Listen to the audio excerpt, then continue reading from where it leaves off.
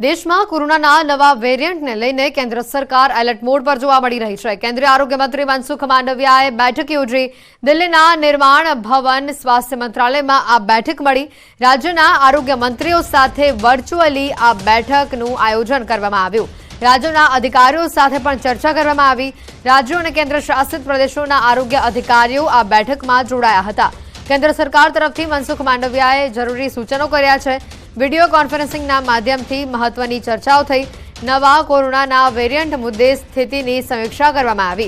नवा वेरियंटथी नुकसाननी संभावना नहीवत होवानुं मनसुख मांडवियानुं निवेदन सामे आव्युं छे। साथे भारतमां JN1 वेरियंटनो पहेलो केस केरळमां नोंधायो छे। कोरोनाना नवा वेरियंटने लईने महत्वना समाचार अनाज मुद्दे વધુ વિગત મેળવીશું। ગીતા મહેતા અમારી સાથે ફોન લાઈન પર સંવાદદાતા જોડાઈ ચૂક્યા છે। ગીતા, વધુ માહિતી શું છે? जी सवारे 10 कलाके केंद्रीय मंत्री मनसुख मांडवियाना अध्यक्षस्थाने तमाम राज्योना हेल्थ मिनिस्टर्स અને આરોગ્ય વિભાગના ઉચ્ચ અધિકારીઓ સાથે એક વિડિયો કોન્ફરન્સ સ્ટાર્ટ થઈ ચૂકી છે। ખાસ કરીને તમામ રાજ્યોમાં નવા વેરિયન્ટના કેટલા કેસીસ છે તે મુદ્દે ચર્ચા થઈ છે। આગામી સાવચેતીના પગલા રૂપે શું કરવું જોઈએ તેની ચર્ચા થઈ છે।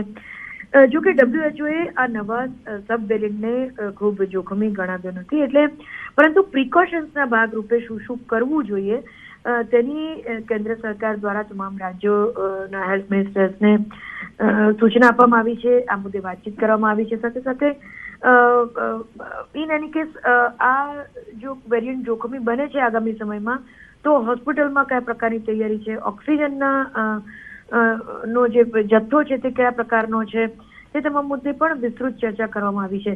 જો કે આ વિડીયો કોન્ફરન્સમાં કેન્દ્રીય મંત્રી દ્વારા ભારપૂર્વક જણાવવામાં આવ્યું છે કે આ નવો વેરિયન્ટ બિલકુલ જોખમી નથી। તમામ રાજ્યોએ આ મુદ્દે એકદમ એશ્યોર થવાની જરૂર છે, નજીક થવાની જરૂર છે।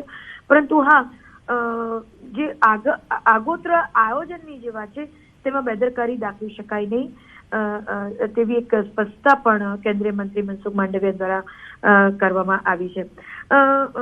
કોરોના વાયરસને લઈને આજે વિડીયો કોન્ફરન્સ કરી છે, તેમાં શું પગલા લેવા જોઈએ તે મુદ્દે એક એડવાઇઝરી પણ ટૂંક સમયમાં જાહેર કરવાની વાત થઈ છે કે જે લોકો 60 વર્ષથી વધુ ઉંમરના છે અથવા તો તેમને હૃદય સંબંધિત જે રોગો છે અથવા તો અન્ય ગંભીર બીમારીઓ છે તેઓ માસ્ક પહેરવું જોઈએ। તે પ્રકારના જે એડવાઇઝરીમાં છે તે સૂચનો જાહેર કરવામાં આવી શકે છે આગામી સમયમાં।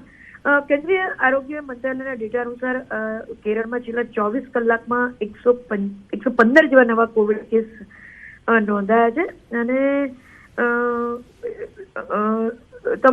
કેરળમાં વાયરસના કુલ સક્રિય કેસો 1749 પર હાલ પહોંચ્યા છે। પરંતુ આ તમામ કેસોની જે ગંભીરતા છે તે નહીવત છે।